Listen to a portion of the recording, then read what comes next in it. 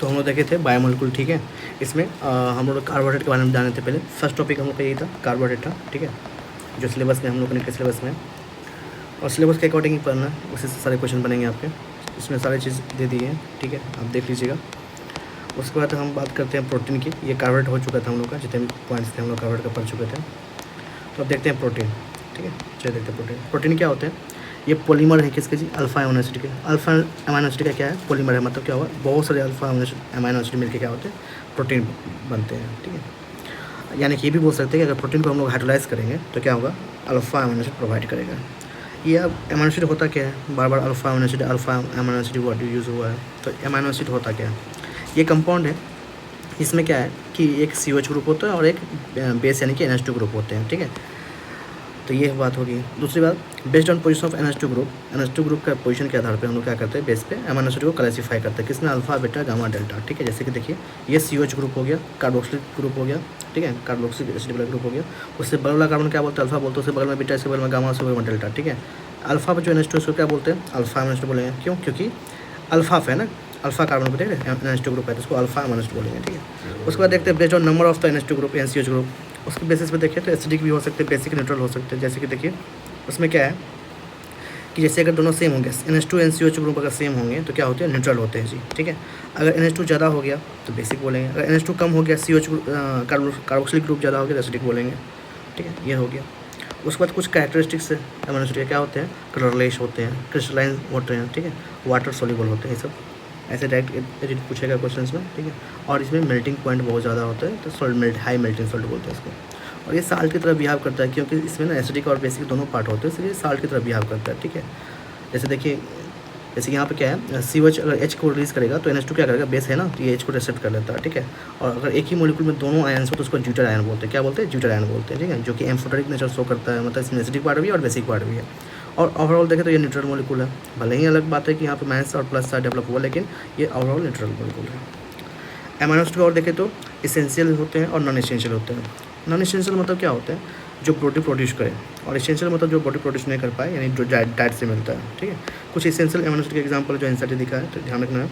Valine का V, isolation का shortcut दिखाते हैं इसको 1 लेटर से L, आइसोलेशन का I, अर्गेनिन का R, लाइसिन का K, ठीक है। कुछ को देख रहे हैं, ये आपको डाइवर्ट कर सकते हैं। लाइसिन जो L से स्टार्ट है लेकिन यहाँ पे K है। थियोडीन का T, ये तो याद हो जाएगा। मिथाइलिन का M है तो कोई दिक्कत नहीं। फिनाइलिन देखिए, फिनाइलिन का क्या है? F से स्टार्ट है, ये ध्यान रखिएगा। ट्रिप्टोफैन का W से स्टार्ट है, ये याद रखिए, कन्फ्यूज कर सकते हैं आपको, ठीक है। और हिस्टीडीन H से स्टार्ट है तो ऐसे याद रहेगा। तो ये सब एग्जाम्पल है। कुछ बेसिक स्ट्रक्चर देखे अमीनो एसिड का तो ऐसे होता है। कार्बन है, एक कार्बोक्सिलिक ग्रुप हो गया, एक अमीनो ग्रुप हो गया, ठीक है, और एक हाइड्रोजन हो गया। यहाँ पे R वेरी करता है, उसी की बेसिस पे हम लोग नाम लिखते हैं, ठीक है। जैसे अगर RH हो जाए तो ग्लाइसिन बोलते हैं। यही R वेरिएबल होता है, ठीक है। ये क्या है? यही वेरिएबल होता है। यहीं पे सारे ग्रुप वेरी करते हैं तो हम लोग उस बेसिस पे अमीनो एसिड का बहुत सारी चीज़ें होती है। जैसे कि ग्लाइसिन सबसे सिंपलेस्ट अमीनो एसिड है, देख रहे हैं। R की जगह S से ज़्यादा छोटा क्या रख सकते हैं? आप सोचिए कि R की जगह S से ज़्यादा छोटा क्या रख सकते हैं? कुछ नहीं रख सकते, इसलिए इसको सिंपलेस्ट अमीनो एसिड बोलते हैं। और ये ऑप्टिकली इनएक्टिव होता है। क्यों इनएक्टिव होता है? क्योंकि ये क्या होता है ना, अकायरल हो गया ना। अगर मान लीजिए कि अकायरल नहीं मिलेगा ना, अगर मान लीजिए H रख देंगे यहाँ पे तो ये अकायरल सेंटर नहीं होगा, मतलब नहीं मिलेगा, तो क्या ऑप्टिकली इनएक्टिव हो जाता है। और नेचुरली ओकरिंग अमीनो एसिड जो अल्फा अमीनो एसिड होता है वो ऑप्टिकली एक्टिव होते हैं, जितने भी नेचुरली मिलते हैं अल्फा अमीनो एसिड। ये बातें होगी। दूसरी बात देखिए, जैसे कि ये क्या है ना, D और L फॉर्म देखें अगर, तो अगर NH2 ग्रुप अगर राइट साइड पर दिखाए तो उसको बोलते हैं D फॉर्म, और NH2 ग्रुप अगर लेफ्ट में दिखाए तो उसको बोलते हैं L फॉर्म। और मोस्टली नेचुरली अगर देखें तो यही होते हैं, L फॉर्म वाले होते हैं। स्ट्रक्चर ऑफ प्रोटीन की बात करें तो प्रोटीन जो है ना पॉलीमर होते हैं, ठीक है, अल्फा अमीनो एसिड जो कि देख चुके थे। यानी एक सारा बहुत सारा अल्फा अमीनो एसिड मिलकर क्या होते हैं? प्रोटीन बनते हैं। और सारे अल्फा अमीनो एसिड जो है ना किससे जुड़े होते हैं? एक पेप्टाइड बॉन्ड से जुड़े होते हैं, जिसको पेप्टाइड लिंकेज भी बोलते हैं। जैसे एग्जांपल देखिए, एक अमीनो एसिड ये हो गया, दूसरे अमीनो एसिड ये हो गया। देखिए इसका अमोनिया ग्रुप, इसका हाइड्रोक्सिल ग्रुप क्या करते हैं? वाटर को रिमूव करते हुए एक बॉन्ड बन गया, इसको बोलते हैं पेप्टाइड बॉन्ड या पेप्टाइड लिंकेज, ठीक है। ये देख रहे हैं, इसको ऐसे डॉट डॉट कंप्लीट दिखाया गया है, लेकिन वैसे तो ये सिंगल ये बॉन्ड होना चाहिए था, लेकिन एनसीईआरटी में इसको कंप्लीट दिखाया गया। तो ऐसे ही हम लोग ध्यान रखेंगे कि हाँ, इसको ये पूरे पार्ट क्या है तो इन्वॉल्व हो रहे हैं पेप्टाइड लिंकेज में।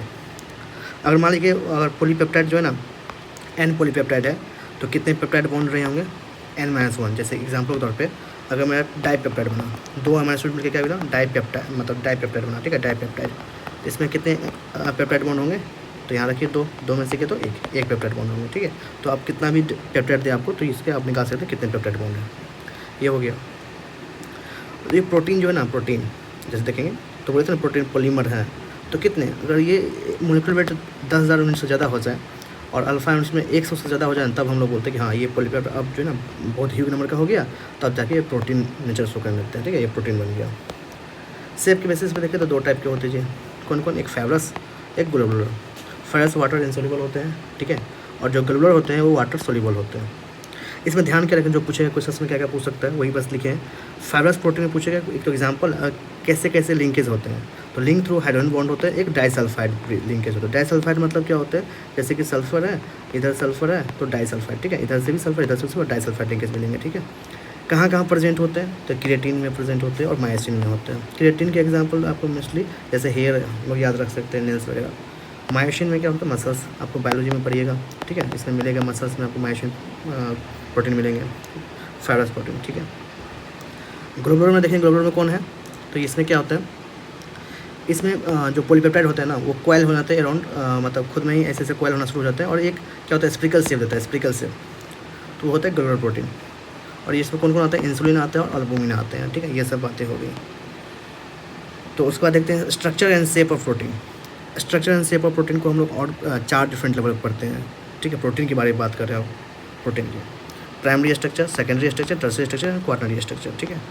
जो प्राइमरी स्ट्रक्चर होते हैं, अगर इसमें कोई भी चेंजिंग आता है प्राइमरी स्ट्रक्चर में, तो हम लोग देख सकते हैं कि अच्छा अमीनो एसिड के सीक्वेंस में चेंजिंग देख सकते हैं। क्यों, क्योंकि इसमें ऐसे साफ साफ क्लियर कर पता चलता है ना, जैसे कि अगर हम प्राइमरी स्ट्रक्चर की बात करें, पता चलता है कि अच्छा ऐसे लिंकेज पता चलता है कि सारे अमीनो एसिड ऐसे लिंकेज, तो इसका सीक्वेंस हमको पता है, तो कोई भी चेंजिंग आएगा तो उसका सीक्वेंस पता चलेगा कहाँ पे चेंजिंग आएगा, ठीक है। तो अगर वो उसमें अगर चेंज हुआ तो क्या कर सकते, डिफरेंट प्रोटीन हम लोग बना सकते हैं। सेकेंडरी देखें तो सेकेंडरी में रेगुलर फोल्डिंग हो जाता है, जिसमें 2 फॉर्म होता है, अल्फा हेलिक्स और बीटा प्लेटेड शीट मिलते हैं, ठीक है। अल्फा हेलिक्स में होता है क्या, राइट हैंडेड होते हैं, हेलिक्स होते हैं, स्पाइरली होते हैं, ठीक है। और ये इसमें इंटरमोलिकुलर हाइड्रोजन बॉन्ड मिलते हैं, ये सबसे इंपॉर्टेंट होते हैं कि इंटरमोलिकुलर हाइड्रोजन। थोड़ा इसका डायग्राम पे देखेंगे, ठीक है। तो इसके क्या होता है ना, हाइड्रोजन बॉन्ड किसके बीच में बनते हैं, जो एक फर्स्ट नंबर वाले अमीनो एसिड होते हैं उसका COH ग्रुप, कार्बोक्सी ग्रुप, और फोर्थ अमीनो एसिड का जो ना NH ग्रुप, ठीक है, NH2 ग्रुप होते हैं, उसके बीच में क्या होता है, हाइड्रोजन बॉन्ड बनते हैं, तो इसलिए बोलते हैं इसको इंटरमोलिकुलर, ठीक है। ये हो गया। R ग्रुप जैसे क्या होता है, जैसे फोल्डिंग होता है, राइट हैंडेड फोल्डिंग होता है, R ग्रुप जो है ना, R ग्रुप जैसे मान लीजिए ये फोल्डिंग हो रहा है तो R ग्रुप इसका बाहर प्रोटीन होने लगता है, तो एल्काइल ग्रुप जो है ना आउटसाइड प्रोटीन होता है। ये हो गई बातें। बीटा प्लेटेड शीट में क्या होता है, ये कम्पैक्ट तो नहीं होता उतना अच्छा जितना अल्फा हेलिक्स होता है, लेकिन हाँ रिजिड बहुत अच्छे होते हैं और सीट टाइप का होते हैं, थोड़ा सीट टाइप का बनने लगते हैं। कैसे, तो अल्फा हेलिक्स के बीच में ना इंटरमोलिकुलर हाइड्रोजन बॉन्ड बनाते हैं, इंटरमोलिकुलर, और यहाँ पे इंट्रा होते हैं, ठीक है, इंट्रा होते हैं, इसमें अल्फा हेलिक्स में इंट्रा होते हैं। और बीटा प्लेटेड शीट में क्या होता है, इंटरमोलिकुलर हाइड्रोजन बॉन्डिंग, ठीक है, इंटरमोलिकुलर हाइड्रोजन बॉन्डिंग। तो ये चीज़ ध्यान रखनी है, इसमें सीट लाइक स्ट्रक्चर होता है, किसमें, बीटा प्लेटेड शीट में। ये बात होगी। उसके बाद टर्सरी स्ट्रक्चर में देखें तो ये फाइब्रस और ग्लोबुलर सब आ जाता है टर्सरी स्ट्रक्चर में।